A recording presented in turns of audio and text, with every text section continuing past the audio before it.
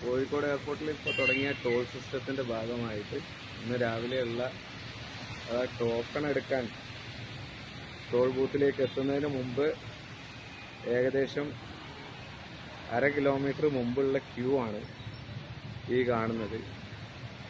നിലവിൽ ഇത് ഏകദേശം ക്ലിയർ ആകുമ്പോഴേക്ക് 1 മണിക്കൂർ സമയം ആവശ്യമായി വരും.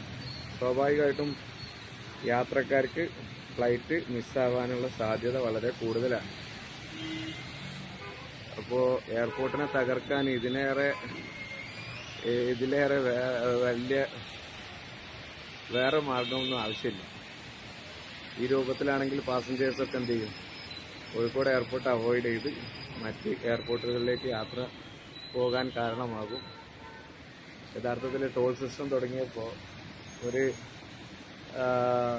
ആകെ 2 കൗണ്ടറാണ് അവിടെ ഈ സ്ലിപ്പ് കൊടുക്കാനുള്ളത്.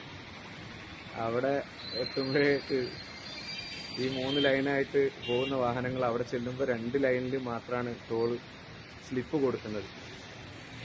ഇപ്പോൾ സ്വാഭാവികമായിട്ടും ഒരു ടോൾ സിസ്റ്റമൊക്കെ സ്റ്റാർട്ട് ചെയ്യുമ്പോൾ അതിനനുസരിച്ച് സൗകര്യങ്ങൾ ഏർപ്പെടുത്തിക്കൊണ്ടാണ് ഇത്രയും വലിയ എമൗണ്ടൊക്കെ കളക്ട് ചെയ്യുന്നതെങ്കിൽ ആളുകൾ എന്ത് ചെയ്യും, അതുമായിട്ട് സഹകരിക്കും. അതേസമയം അങ്ങനെയുള്ള സംഗതികളൊന്നും ഇല്ലാതെ തന്നെ തുടങ്ങിയ ഏറ്റവും വലിയൊരു കൊള്ള, ഈ കൊള്ളക്കെതിരെ പ്രതികരിച്ചിട്ടില്ലെങ്കിൽ പിന്നെ നാം എന്തിനും